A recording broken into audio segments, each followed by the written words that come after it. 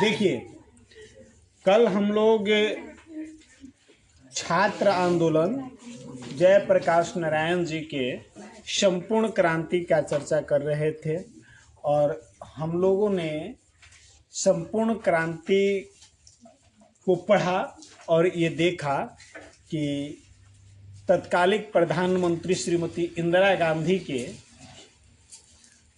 द्वारा शक्ति प्रयोग के माध्यम से, बल प्रयोग द्वारा इस आंदोलन को रौंद दिया गया।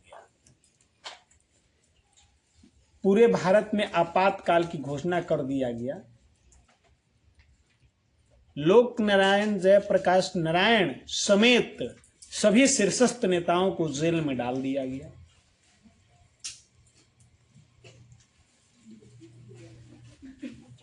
और इस दौरान सरकार ने निवारक नजरबंदी कानून जो है इसका गलत उपयोग करते हुए इस कार्य को अंजाम दिया था। इस पर थोड़ा सा चर्चा भी कर दिए थे।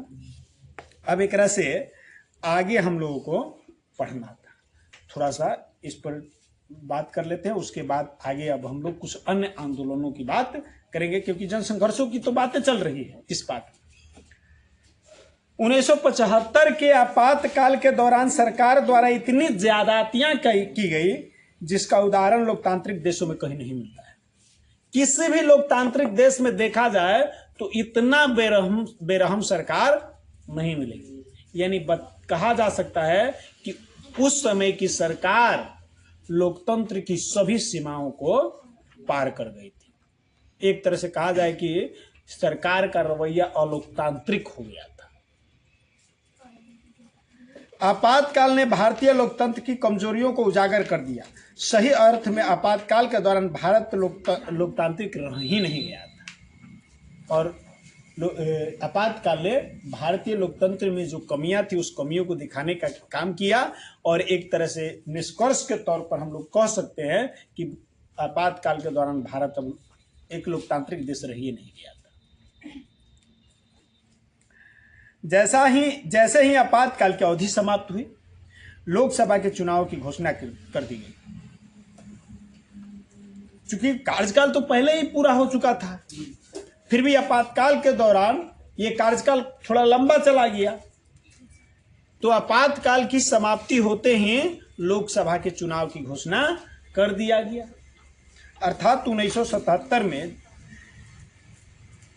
लोकसभा चुनाव कराया गया। कब कराया गया? 1977। अब 1977 का जो लोकसभा चुनाव था, एक तरह से ही कहा जाए कि सरकार जनमत संग्रह करना चाहती थी। इंदिरा गांधी जनमत संग्रह कराने का प्रयास किया था कि जनता हमरा की सपोर्ट कर रही थी ना, ठीक ना, सरकार जनता हमको सपोर्ट कर रही है ना, एक तरह के कहा जाए कि वो अपना जनमत संग्रह कराने का प्रयास की थी। 18 महीने के आपातकाल के बाद, ध्यान रखिएगा आपातकाल कितना दिन चला था? 18 महीना ये आपातकाल चला था। यानी याद रखेंगे, संपूर्ण क्रांति के दौरान देश में आपातकाल की घोषणा किया गया, ठीक ना, किया गया। यह आपातकाल कितने महीने का चला था? 18 माह तक चला था, ठीक ना। इस आपातकाल का कारण क्या बताया गया था? आंतरिक विद्रोह या आंतरिक कलह। आंतरिक विद्रोह या कलह, यानी देश के अंदर जो विद्रोह होगा ना, तो वो हमारे संविधान में आपातकाल का व्यवस्था किया गया है, ठीक ना, कि किस दौरान आपातकाल की घोषणा की जाएगी। तीन तरह के आपातकाल है: राष्ट्रीय आपात, राजकीय आपात और वित्तीय आपात, ठीक ना। तो ये राष्ट्रीय आपात थी। राष्ट्रीय आपात के लिए कुछ तर्क दिए गए हैं, अब उस पर मैं उतना चर्चा नहीं करना चाहता हूँ, अभी आप लोग संविधान नहीं पढ़ ले हैं। तो उसमें एक कारण ये भी बताया गया है कि जब देश में आंतरिक कलह हो तो आपातकाल लागू किया जा सकता है, और इसी का फायदा उठाते हुए इंदिरा गांधी ने इस आपातकाल का दुरुपयोग किया था। इसका दुरुपयोग करके उन्होंने लागू किया था ये। अब सरकार के विरुद्ध आवाज उठेबे ना करेगी जनता, तो आप इसका मतलब इमरजेंसी लगा दीजिएगा। जनता को बोलने का अधिकार नहीं रहेगा तो फिर लोकतांत्रिक देश कहां से रहेगी। लेकिन इसका गलत फायदा उठाते हुए इंदिरा गांधी ने ये किया था। तो ओकरा बाद तुरंत संविधान संशोधन किया गया कि ऐसा तो बार बार सरकारें गलतियां करें, तो उसके तुरंत बाद संविधान संशोधन कर दिया गया। और संविधान संशोधन करके जो आपातकाल की यह कारण बताया गया था आंतरिक कलह, एक बता दिया गया सशस्त्र विद्रोह। जब गृह युद्ध शुरू होगा जिसमें शस्त्र का प्रयोग होगा तब आपातकाल लगाया जा सकता है, नहीं तो आंतरिक कलह के चलते आपातकाल नहीं। बाहरी आक्रमण के लिए लगेगा, अन्य चीजों के लिए लगेगा, लेकिन ये वाला जो था ना एक के बदला गया, नहीं तो इसका मिसयूज किया जा रहा है, ठीक ना। और यह आपातकाल 18 महीने तक चला था। तो 18 महीने के बाद आपातकाल चला। 18 महीने के बाद आपातकाल की समाप्ति हुई तो जनवरी 1977 में निर्वाचन की घोषणा होते ही सभी राजनीतिक नेताओं और कार्यकर्ताओं को जेल से रिहा कर दिया गया। और उसके बाद यांत्रिक कलह जब समाप्त हुआ, कब समाप्त हुआ? जनवरी 1977 में आम चुनाव कराने की घोषणा, आम चुनाव की घोषणा कर दी। अब आम चुनाव होगा तो जितना राजनेताओं को जेल में डाला गया था उन सबको रिहा किया गया।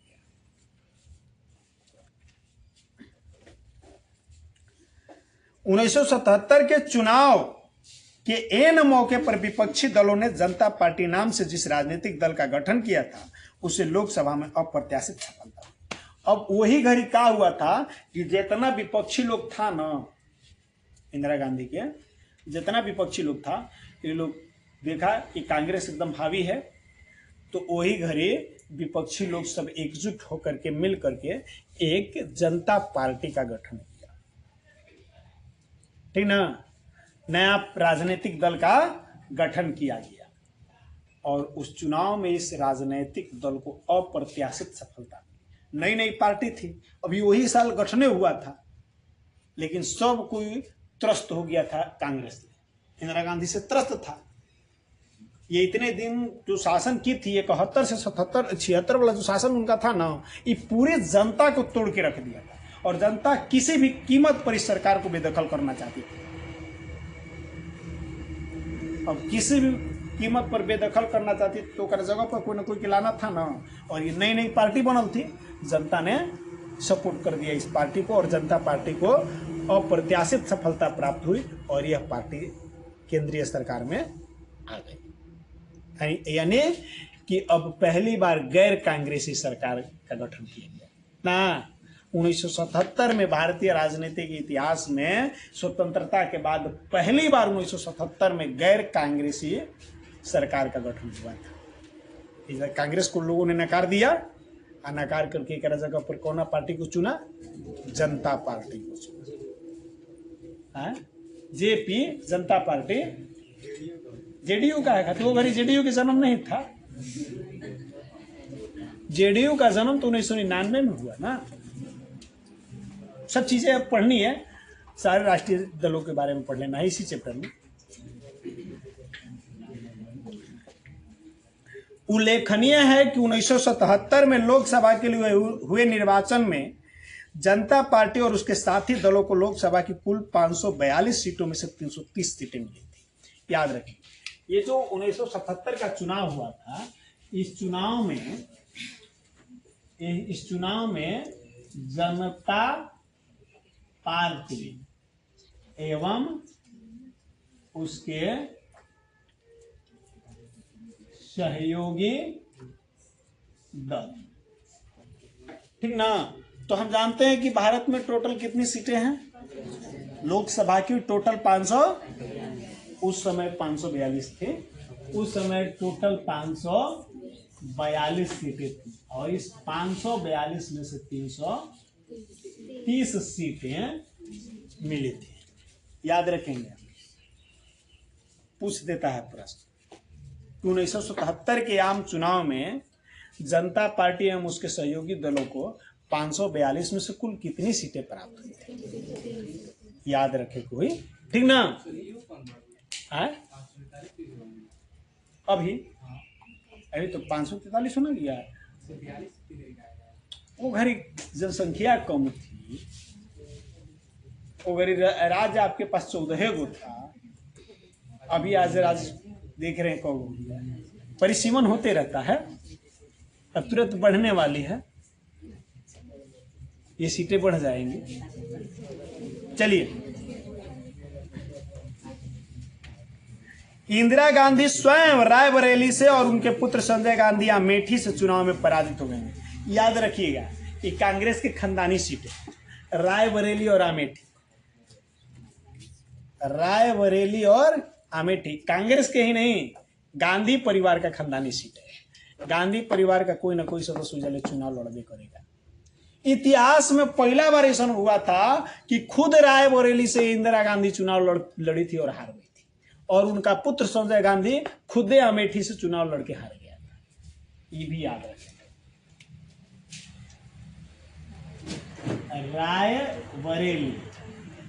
रायबरेली से के चुनाव हारा था, इंदिरा गांधी। अमेठी से उनका पुत्र संजय गांधी इस चुनाव में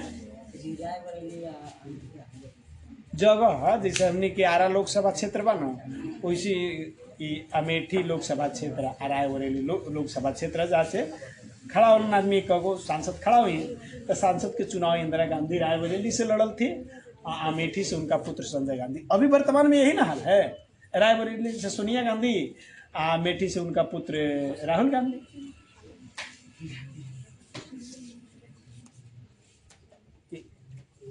कहना है वो खानदानी एक तरह का सीट है, वो जगह चुनाव लड़बे करेगा।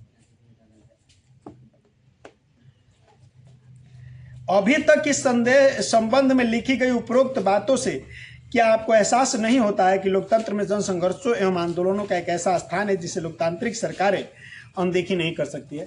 अभी हमने के जितना काल से लेके आज तक चर्चा कोई नहीं जा, ये चर्चा के दौरान जनसंघर्ष के बारे में पढ़ने जा कि देखने जा कि किस तरह से हम लोगों ने क्या पाया कि किस तरह से भारत में एक छत्र शासन करने के कारण पूरे देश में एक ध्रुवीय शासन हो रहा था कांग्रेस की, और इसीलिए कांग्रेस सरकार थोड़ा तानाशाही हो गई थी, और अंततः आते आते 1971 ईस्वी तक इंदिरा गांधी के हाथ में पहुंचते पहुंचते यह एक बिल्कुल तानाशाही सरकार हो गई थी, और लग रहा था कि भारत से लोकतंत्र अब समाप्त हो रहा है। ऐसा लगा। हम जो आपातकाल की घोषणा हुई, ये सारी चीजें जनता के अधिकारों के हनन की ही बात थी, लेकिन इन सब के बावजूद जनता के जनसंघर्ष में लोगों को बताया और लोकतंत्र को फिर से भारत में मजबूती प्रदान करने में सहयोग दिया। तो इससे हम लोगों को समझ में आ गया होगा, इतना पढ़े तो, कि जनसंघर्ष लोकतंत्र को मजबूत करने में सहायक है।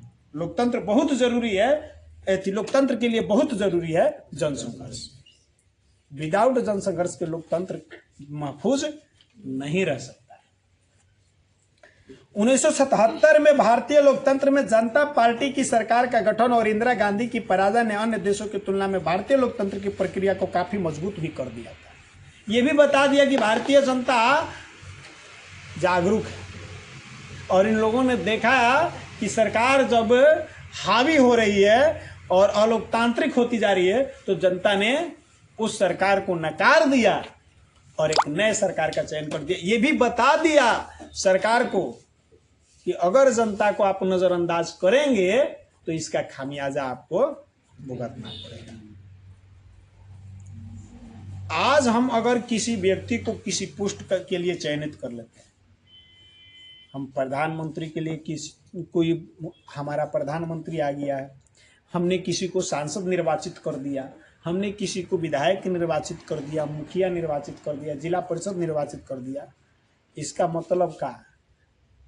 आप मनमानी कर लीजिएगा, अधिक से अधिक 5 साल। फिर 5 साल के पास आपको इसी जनता के पास आनी होगी और उस दिन जनता आपसे सवाल पूछेगी। हाँ, बशर्ते कि जनता को भी अपने अधिकारों को जानने की जरूरत है, शिक्षित होने की जरूरत है, जागरूक होने की जरूरत है। और बाबू देखो, अभी हम लोगों ने जिस छात्र आंदोलन, जिस संपूर्ण क्रांति की चर्चा की, उसमें एक मुद्दा क्या था? भ्रष्टाचार।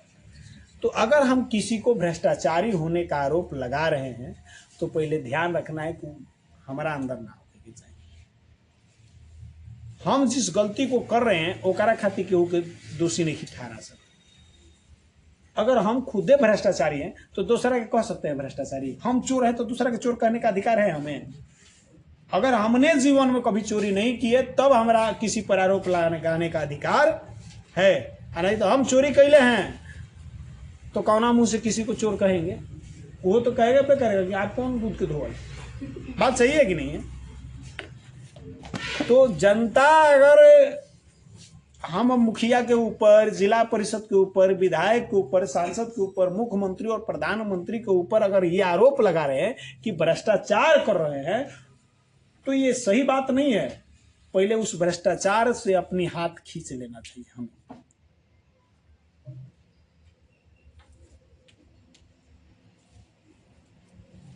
अधिकारी को हम दोष देते घूस लेता है,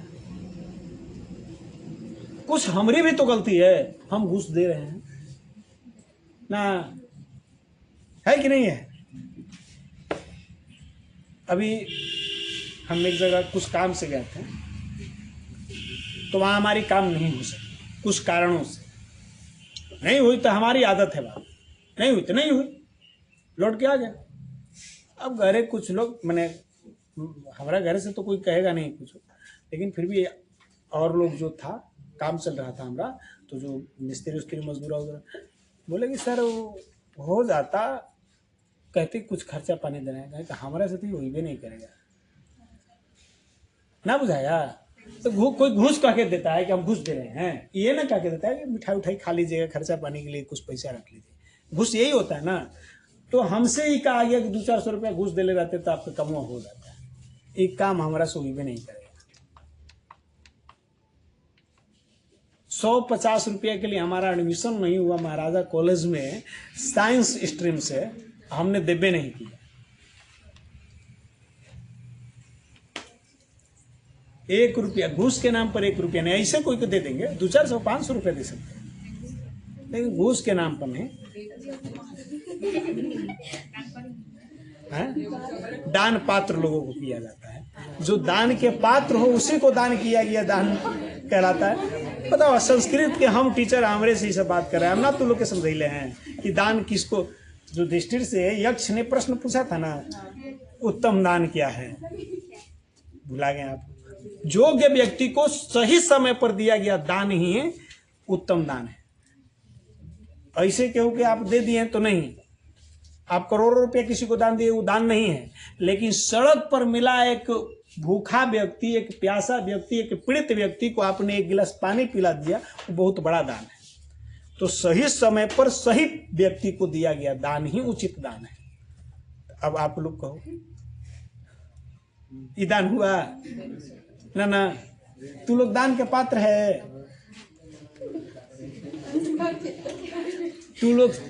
तू लोग को तो जितना बड़ा हम दान कर रहे हैं, अब एक से तो बड़का दान है ये नहीं है कि ना?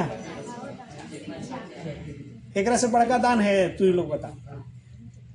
इस धरती का सबसे बड़ा दान यही है, और इस दान की सबसे बड़ी विशेषता यह है कि एकरा में ना तो देने वाला संतुष्ट होता है और ना लेने वाला संतुष्ट होता है। बताया है गौतम बुद्ध ने कि नालंदा का नाम नालंदा क्यों रखा गया था? क्योंकि उसका पूरा नाम है ना-अल-दा। हाँ, तब बना नालंदा, क्योंकि यहाँ पर भगवान बुद्ध ने जो शिक्षा दी थी, जो उपदेश दिया था, उससे उनको संतुष्टि नहीं हुआ, इसीलिए इस स्थान का नाम रख दिया गया। और वास्तविकता यही है कि ज्ञान के क्षेत्र में दिया गया दान, शिक्षा के क्षेत्र में दिया गया दान से कभी आदमी संतुष्ट नहीं होता। न देने वाला संतुष्ट होता है, लगता है कि अच्छा कुछ छुटिए गया है। लेने वाला को भी लगता है कि अभी इतना से काम चलने वाला नहीं, और कुछ भी ना। और ये जरूरी भी है, हम कतनों शिक्षा ग्रहण कर ले, शिक्षा की प्यास कभी बुझनी नहीं चाहिए। चलिए आगे चलते हैं।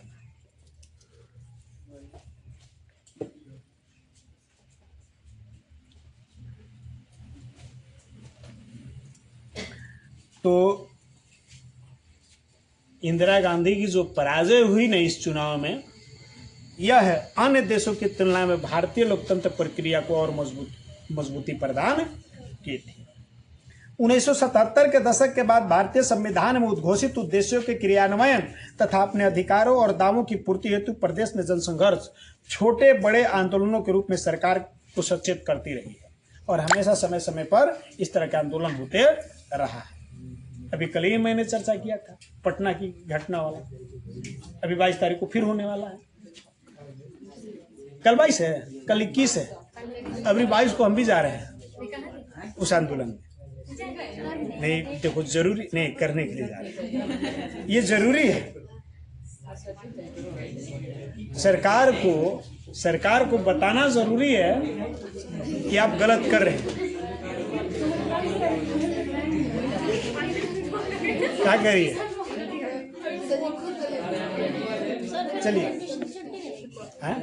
हाँ कल, हाँ 22 तारीख को ट्यूशन बंद रहेगी।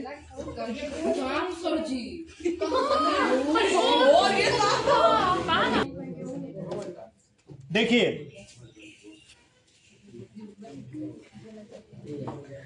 1977 में जनता पार्टी सरकार का गठन और उसकी समाप्ति का भी प्रभाव भारतीय लोकतंत्र पर पड़ा, और 1980 में पुनः इंदिरा गांधी का देश का प्रधानमंत्री बनना भारतीय लोकतंत्र की कार्यशैली का सबसे बढ़िया उदाहरण कहा जा सकता है।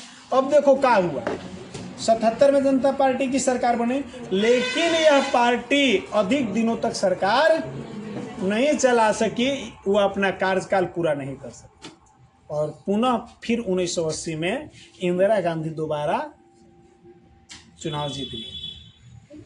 हाँ, फिर से कांग्रेस पार्टी की सरकार बनी। तो ये भारतीय लोकतंत्र के सबसे बढ़िया कार्यशैली को दर्शाता है कि भारतीय लोकतंत्र की कार्यशैली यह है कि ये नहीं कि आपको अगर जनता नकार दिया तो नकार दिया, अगर आप फिर से बढ़िया काम करते हो तो वह जनता आपको फिर से दोबारा चुन सकती है। क्योंकि इसी इंदिरा गांधी को उनके तानाशाही रवैये के कारण और लोकतांत्रिक रवैये के कारण भारतीय जनता ने पूरे सिरे से नकार दिया था, और उनके बदले में जनता पार्टी की सरकार बनी थी, मोरारजी देसाई की सरकार बनी थी। लेकिन फिर जब चुनाव हुआ और इस दौरान इंदिरा गांधी ने अपने कार्यों द्वारा जनता को संतुष्ट किया, अपने सेवा भाव से जनता को संतुष्ट किया और ट्रस्ट कराया कि हम अच्छा और बढ़िया ढंग से शासन करेंगे, और पुनः 1980 में देश के प्रधानमंत्री के रूप में चयनित हो गई। तो ये भारतीय लोकतंत्र की सबसे बढ़िया कार्यशैली के बारे में दर्शाता है कि इसमें घबराना भी नहीं है कि अगर आपको जनता नकार दिया तो इसे घबराइए मत, आप कोशिश कीजिए कि जनता का विश्वास फिर से हम जीत सके। इसीलिए तो भारतीय लोकतंत्र का सबसे बढ़िया उदाहरण है कि हर 5 साल पर मौका दिया जाता है, और हर 5 साल के बाद मौका जनता के पास भी रहता है कि वो समीक्षा कर सके कि हमारे लिए कौन सी सरकार सही है, हमारे लिए कौन सा व्यक्ति सही है।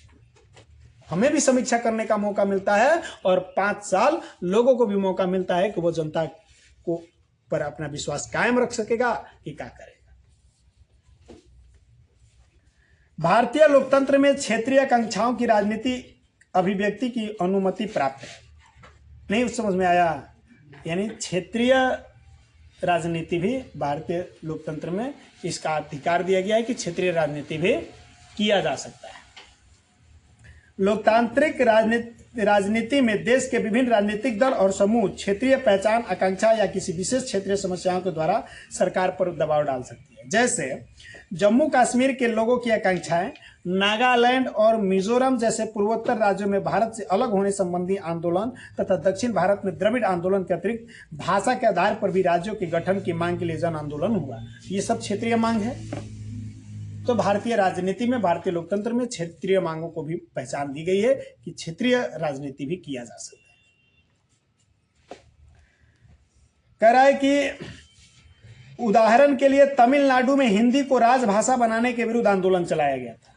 तमिलनाडु में हिंदी को राजभाषा बनाने के विरोध में आंदोलन चलाया। तमिलनाडु में हिंदी को राजभाषा बनाए जाने के विरोध में आंदोलन चला था।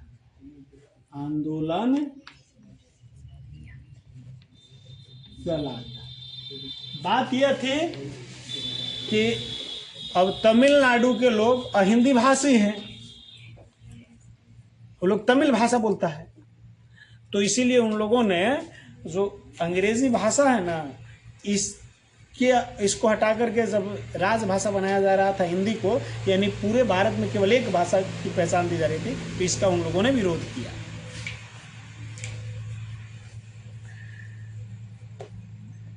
इसी प्रकार पंजाबी भाषी लोगों ने अपने लिए जब एक अलग राज्य बनाने की मांग की, तो उसे स्वीकार करके पंजाब और हरियाणा नाम से राज्य बनाए गए। पंजाबी भाषा बोलने वाला लोग अब अपना अलग राज्य बनाने का मांग किया कि भाई हम लोग एक भाषा बोलने वाले लोग हैं, तो हम लोग को अलग एक राज्य बना दिया जाए। तब इनकी बातों को मान करके अब पंजाबी बोलने वाला का अलग एगो पंजाब राज्य बन गया, अब बाकी अलग एगो हरियाणा राज्य बन गया। बाद में छत्तीसगढ़, झारखंड, उत्तराखंड का गठन भी क्षेत्रीय मांगों के अनुरूप हुआ। अब हम भारत के विभिन्न प्रदेशों एवं क्षेत्रों में हुए आंदोलनों का वर्णन करेंगे, जिसने जनसंघर्ष का रास्ता अख्तियार कर सरकार का ध्यान जन समस्याओं और उनके निराकरण के लिए किया था। तो ऐसे कुछ आंदोलनों का संक्षेप में परिचय प्राप्त करेंगे। ये तो छात्र आंदोलन का हम लोग जानकारी और ये देख लिया कि जन संघर्ष लोकतंत्र के लिए कितना जरूरी है। ये सब चीज तो हम लोग जान गए। अब आते हैं कि कुछ क्षेत्रीय आंदोलनों के बारे में भी जाने और उनका संक्षेप परिचय प्राप्त करें कि भारत के अलग अलग क्षेत्रों में कौन कौन से छोटी छोटी क्षेत्रीय आंदोलनें हुई थी। और इसके लिए सबसे पहले हम लोग शुरू करते हैं चिपको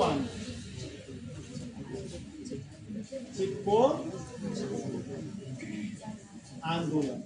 चिपको आंदोलन से पहले मैंने आप लोगों को नर्मदा बचाओ आंदोलन बतैले थे। नर्मदा बचाओ आंदोलन बतैले थे मेधा पाटेकर, और चिपको आंदोलन भी बतैले थे सुंदरलाल हिस्ट्री में, भूगोल में। ठीक, यहाँ भी हम लोग जानेंगे। आज चिपको आंदोलन पढ़ेंगे। चिपको आंदोलन के बारे में खूब बढ़िया से जानते हैं, एक बार फिर से रिवीजन हो जाएगा। इस आंदोलन का प्रारंभ उत्तराखंड राज्य के बतैले थे, उत्तराखंड राज्य के 2-3 गांवों में से शुरू हुआ था चिपको आंदोलन। गांव वालों ने वन विभाग से निवेदन किया कि खेती बाड़ी के औजार बनाने के लिए उन्हें अंगू के पेड़ काटने की अनुमति दिया जाए। काहे के लिए चिपको आंदोलन हुआ, इस आंदोलन की चर्चा हम लोग कर रहे हैं। अंगूर अरे अंगूर के पेड़ रे, अंगूर के लत्ता होता है, पेड़ नहीं होता है, बेल होता है इसका। अंगूर के वैसे हम किताबों में कोनो पेड़ ना दे लेते, लेकिन हम बोल रहे थे ये लिख लो अंगूर। गाइड की बात मत करो। देखो एक बात मैं आप लोगों से निवेदन करूंगा, गाइड आप पढ़ते हैं, मैं पढ़ने से मना नहीं कर रहा हूं, ठीक ना।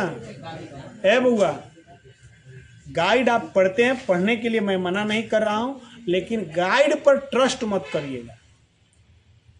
अब हमारे पर तो सब कोई जो इतनी नाराज रहता है, हम कहते हैं कि गाइड का मतलब 50% गलत मान के चला, 50% हम गलत कहते हैं। आइए, हमारा शुरू से विरोध का कारण रहा है। हम 7वां 8वां में पढ़ते थे, 8वां क्लास में, तो हम लोगों के टाइम में 8वां बोर्ड हुआ करता था। 8वां बोर्ड का एग्जाम दिया जा रहा था। तो हमारे साथ जो पढ़ने वाले लोग थे, टोला मोहल्ला में थी लड़कियां, हमारे घर से एक हमारी बहन थी, और तो उनकी एक मैंने घरवे के बगल में एक लड़की थी, तो 2-3 गो लड़कियां थी हमारा टोला से 2 गो लड़का हम लोग थे। तो हमारा पढ़ने का आदत था कि हम अपना नोट्स पर विश्वास करते थे। टीचर जो पढ़ाए हैं उसका हमने जो नोट्स बनाया है उस पर हम विश्वास करते, तो हम कोनो गाइड उड ना खरीदते। वो लोग खरीदले था तो हम कहिए देते हैं, ऐसे ही कह दिए। एक गाइड में तो सब गलती दिले रहता है, गाइड हम कहे कि नहीं। वो लोग कहता था कि खरीदने के लिए कि तू खरीद ले, हम कहें नहीं हम नहीं खरीदेंगे, स्कूल में ना आता है बेचने के लिए, मना कर दें। हम कहें कि सब गलती है, कलम दिले रहता है, हम कहा कि गाइड खरीदें। ये क्वेश्चन हम अपना से सेट करिए लेते हैं, क्वेश्चन के लिए हमारा कोनो जरूरत नहीं है, आंसर सब टीचर लिखवाइए दे रहे हैं, तो हमारा गाइड की कौन ज़रूरत है।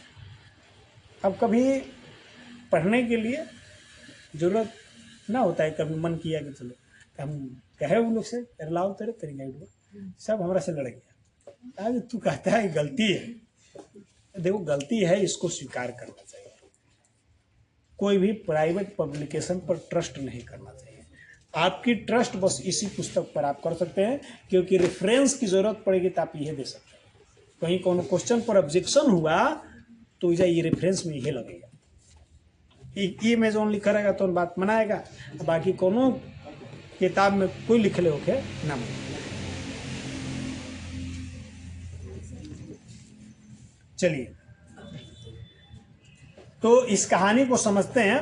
अभी जो ये चिपको आंदोलन की बात कर रहा हूं, ये चिपको आंदोलन काहे के लिए शुरू हो रहा है सुनेंगे।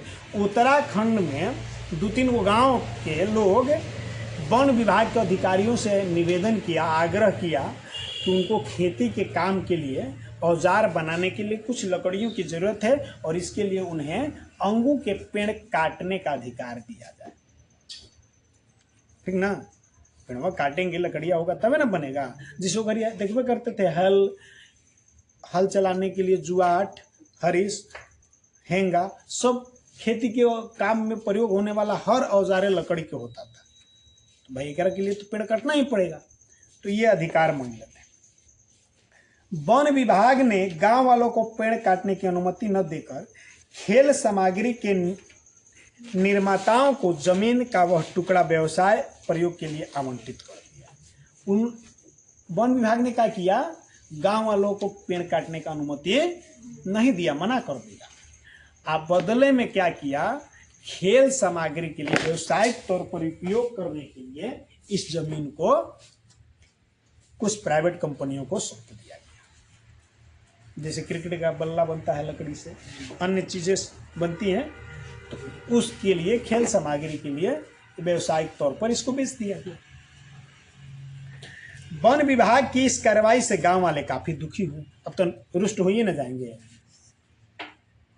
स्थानीय लोग बड़ा मेहनत और परिश्रम करता है, पेड़ पौधों इसी इतना बढ़िया से लगल है रोडवा किनारे, और कहीं से अगर काहे नहीं लग गया है। इसलिए लगल है कि यहाँ हम लोग रहते थे तो छोटे छोटे बच्चे कुछ नुकसान करते थे, तो हम लोग बोले हैं तब ना बचल है। नहीं तो इसे बहादुरपुर टोलो पर के एकदम पूरा सब लोग आकर के रोज सुबह एक एक बोझा ले जाता था बकरी को खिलाने के लिए। हम हमेशा डांटते थे कि हम ये नहीं मना करते थे कि आप मत तोड़ के ले जाओ, हम कहते थे कोई ऐसा पेड़ से तोड़ के ले जाओ कि जाना पर प्रभाव ना पड़े। अब कमजोर पेड़ पर से कहा तोड़ के ले जाओ, तो हम इसके लिए कौ बार डांटे बोले, तबे आ जाइए बचल है।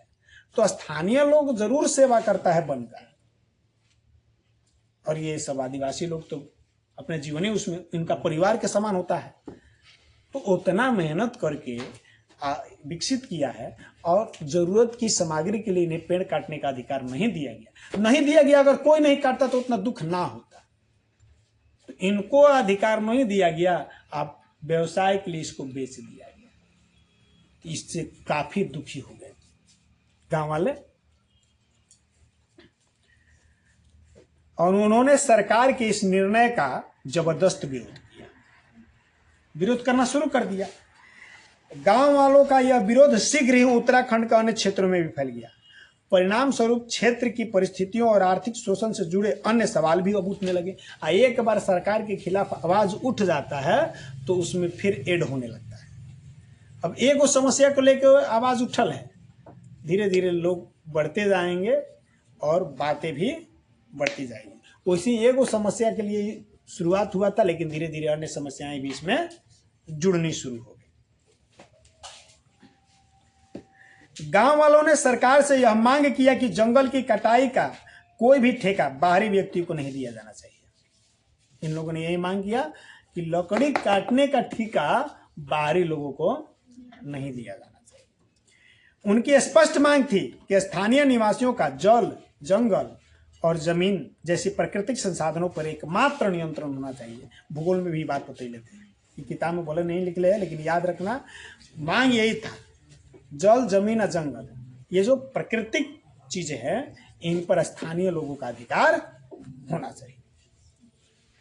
इस आंदोलन ने स्थानीय भूमिहीन वन कर्मचारियों का आर्थिक मुद्दा उठाकर उनके लिए न्यूनतम मजदूरी गारंटी की भी मांग रखी। जो उस समय वन कर्मचारी थे, जो भूमिहीन थे, अब वन कर्मचारी थे काम करने वाले, उनके लिए उन लोगों ने मजदूरी की गारंटी की मांग की और हर तरह की मुद्दाएं जुड़ रही थी उसमें। उल्लेखनीय है कि चिपको आंदोलन में महिलाओं ने सबसे सक्रिय भूमिका निभाई थी। इस आंदोलन में सबसे सक्रिय भूमिका महिलाओं का रहा था। महिलाओं की भूमिका इसलिए थी कि जंगल कटाई के ठेकेदार स्थानीय पुरुषों को शराब की आपूर्ति का भी व्यवसाय करते थे। देखो अब महिला का काहे योगदान बढ़ गया। जो उस समय जंगल कटाई के जो ठेकेदार थे, वे लोग स्थानीय पुरुषों को शराब की आपूर्ति का व्यवसाय करते थे। नहीं बात समझ में आ रहा है? वे लोग शराब बेचता था इन लोगों के पास। गांव के लोग शराब पीना जानते हैं, तो इन लोगों को शराब कहाँ से मिलता था? ये ठेकेदारे लोग लाके बेचता था इन लोगों के पास। गांव का अधिकांश घरों के पुरुषों के शराबी हो जाने के दुष्परिणाम घर की आर्थिक स्थिति पर भी पड़ रही थी। अभी तो आप लोग अपना आसपास में देख ले होंगे कि जिस घर में एक भी व्यक्ति शराबी हो जाता है, उस घर की आर्थिक दुर्दशा के साथ साथ सामाजिक दुर्दशा भी हो जाती है। समाज में भी प्रतिष्ठा का हनन होने लगता है और आर्थिक स्थिति का तो कहना ही नहीं है। अब तो वैसा शराबी कम ही मिलेगा, नहीं तो पहले के तो हम लोग सुने हैं कि शराबी अपना सारा जमीन जायदाद बेच के अस्थिर हो जाते थे ना। सुनले हैं हम लोग, भले देखले नहीं है, हमने तो दो चार को देखबहू कही। हम जमीन बेचने वाले लोगों को अभी वर्तमान समय में देखें। आज जमीन की बात छोड़ो, हमारे एक मित्र के बड़े भाई थे, मर्चेंट नेवी में नौकरी करते थे, बहुत माने ओल्ड एम्प्लॉय थे। पेमेंट लगभग 1 लाख प्लस रुपया था। पेमेंट 1 लाख प्लस रुपया था। अब 1 लाख से जितना बेसी हो गया, बेसी था, कम नहीं था। इतना पेमेंट है, खर्चा का था। तो आप सोच लो, घर परिवार पे कोनो मतलब नहीं। घर छोड़ के भाग गए थे बचपने में किसी कारण से, गए वहाँ रहने लगे। मुंबई में रहते रहते मर्चेंट नेवी में उनकी जॉब हो और उसी में वो काम करने लगे। तो घर से कोई मतलब नहीं था। कभी कभार कभी मन होता था तो कभी कुछ भेज दिया, ना तो नहीं। एकदम नहीं है कि सवाल था। कभी साल भर 2-4-6 महीना में 2-4 हज़ार के सामान आ गया तो ढेरे था। और शादी ब्याह हुई भी नहीं किया था, एक अकेला व्यक्ति। अब आप सोचो कितना खर्चा होगा। आप पेमेंट 1 लाख प्लस रुपया था, लेकिन 1 रुपया भी नहीं बचता था। केवल शराब। अब आप समझ, तो शराबी ऐसे ना होता है। हम तो एक बार उनको देखबे किए। तो क्या बात था, क्या कारण था कि 17 साल हो गया था, वो गांव में कभी आए नहीं, भागे थे बचपन से। तो घर के लोग भी जानता था कि है ठीक है, आदमी उम्मीद छोड़ रहे, अब गांव नहीं आएगा। 17 साल के बाद गांव में आया था। हम लोग मिले थे, क्योंकि बहुत नज़दीकी फ्रेंड था उनके घर के लोग, तो घर आना जाना था, तो इसलिए भेंट हुआ था, बातचीत हुई थी। अब का कैसे उनका दिमाग फिर गया, गांव घूमने आए और उसके बाद गए तो निधन, वापस लौट गए तो वहीं डेट कर। मैंने अंतिम समय में आकर के अपने माता जी से मिली, पिताजी तो नहीं थे, भाइयों से मिल लिए। कहने का मतलब, अब आप सोच रहे हो कितना पैसा को शराब पीते थे ना, तो ऐसा ऐसा शराबी हो ही जाता है। तो आर्थिक स्थिति एकदम हम लोग अपना गांव में देख रहे हैं, आर्थिक स्थिति के साथ साथ सामाजिक स्थिति भी। एक को शराबी के देखे होंगे, शराब पी लेगा तो गाली गलौज मार झगड़ा करने लगता है, लास्ट में केनियो कीचड़ में नाली में गिर के सुतल रहेगा 2-4 घंटा, तब होता है। ऐसा देख ले होगा तुम लोग, हर गांव में ऐसा है। देखिए ए बाबू, तो वहां के लोगों की यही हाल हो गई थी। आर्थिक स्थिति एकदम दयनीय, और सामाजिक स्थिति को भी हम लोग जान सकते हैं। परिणाम स्वरूप महिलाओं ने शराब खोरी की लत के विरुद्ध आवाज उठाकर चिपको आंदोलन का दायरा और विस्तृत कर दिया। तो इसी चिपको आंदोलन में महिलाओं ने इस मुद्दे को भी जोड़ दिया। शराबखोरी के विरोध में भी इन लोगों ने मुद्दा एकरे में चिपको आंदोलन में जोड़ दिया। अन्य सामाजिक मसले भी इस आंदोलन में जुड़ गए। अंततः इस आंदोलन को सफलता मिली और सरकार ने 15 वर्षों के लिए हिमालयी क्षेत्र में पेड़ों की कटाई पर रोक लगा दिया। तो चिपको आंदोलन में क्या हुआ, इसमें जो मोस्ट इम्पोर्टेंट टॉपिक होगा उसमें क्या होगा कि किस पेड़ के लिए हुआ था, तो अंगू के पेड़ के लिए।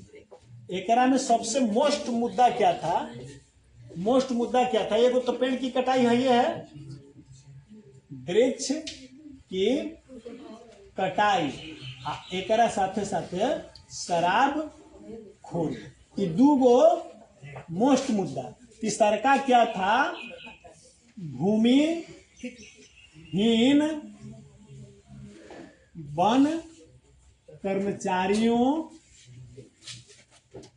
के मजदूरी की गारंटी। ये कुछ मुद्दे थे और परिणाम क्या हुआ, सफलता मिली। ये क्या हुआ, ये आंदोलन सफल रहा, चिपको आंदोलन। अभी छात्र आंदोलन असफल हो गया था, संपूर्ण क्रांति असफल हो गई थी, लेकिन ये चिपको आंदोलन सफल रहा। 15 वर्षों तक वृक्ष कटाई पर रोक लगा दिया। हिमालय क्षेत्र में 15 साल तक पेड़ों के कटाई पर रोक लगा दी जाएगी।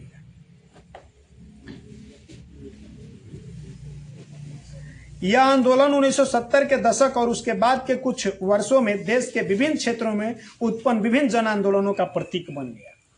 जब सफलता मिलता है तो सब कोई ओकरा से प्रेरणा लेता है, तो आगे जितना भी वो आसपास के क्षेत्र में जितने भी आंदोलन हुए, सारे आंदोलनों के लिए यह एक प्रेरणा स्रोत का काम किया। 1970 और 1980 के दशक में देश के अंदर समाज के अनेक तबकों का राजनीतिक दलों की कार्यशैली से मोह भंग हो गया था। राजनीतिक दलों के कार्यशैली से मोह भंग हो गया था। अब कोनो मोह माया नहीं रह गया था। इसका तत्कालिक कारण 1977 में जनता पार्टी के रूप में गैर कांग्रेसवाद का प्रयोग भारतीय राजनीति में दूरदर्शी प्रभाव नहीं दिखा सका। लेकिन क्या हुआ, 1977 में जब जनता पार्टी को जनता ने चुना, तो यह भी अपना दूरदर्शी प्रभाव नहीं दे सका, क्या कि ज्यादा दिन तक टिक नहीं पाया। परिणाम स्वरूप भारतीय समाज के विभिन्न समूहों के बीच उनके साथ हो रही अन्याय के चलते भारतीय लोकतांत्रिक व्यवस्था से उनका असंतोष अब बढ़ने लगा कि सब तो वह है ना, अब किसी से हमारा गुजारा नहीं हो पा रहा है, तो हम लोग ये नहीं कहेंगे सब तो वह है। अब जनता पार्टी की सरकार बनी, ढेर दिन चलिए नहीं पाई। काहे नहीं चल पाई, खुदे आपस में बिखर गई, सरकार भंग हो गया। इसके चलते देशांतर्गत सक्रिय कई राजनीतिक समूहों का विश्वास भारत की लोकतांत्रिक और चुनावी व्यवस्था से उठता गया और ऐसे विभिन्न समूह दलगत राजनीति से अलग होकर के अपने आंदोलन को और व्यापक करने के लिए आवाम को लामबंद करने और इस प्रकार राजनीतिक दलों से स्वतंत्र आंदोलन की शुरुआत हो गई। अब राजनीतिक दल से अलग होकर के आंदोलन करने की शुरुआत हो गई। लोग अब कहा कि नहीं, एक पार्टी से काम चलने वाला नहीं है। ये ठीक है कि कांग्रेस पार्टी थी जो हमें आज़ादी दिला दी, एक मतलब ही नहीं कि खाली कांग्रेस के पूछ दहिला से काम चल जाएगा, या इसके विपक्ष में जनता पार्टी बनी खाली इसी के पुष्प पकड़ने से काम हो जाएगा। लोगों को लग गया कि इन पार्टियों से कुछ होने वाला नहीं है, हम लोग अपने अधिकारों के लिए एकजुट होकर के लड़ने की जरूरत पड़ेगी। और उसके बाद फिर कई क्षेत्रीय स्तर पर आंदोलन होना शुरू। तो आज इतना रहने देते हैं, आगे कल से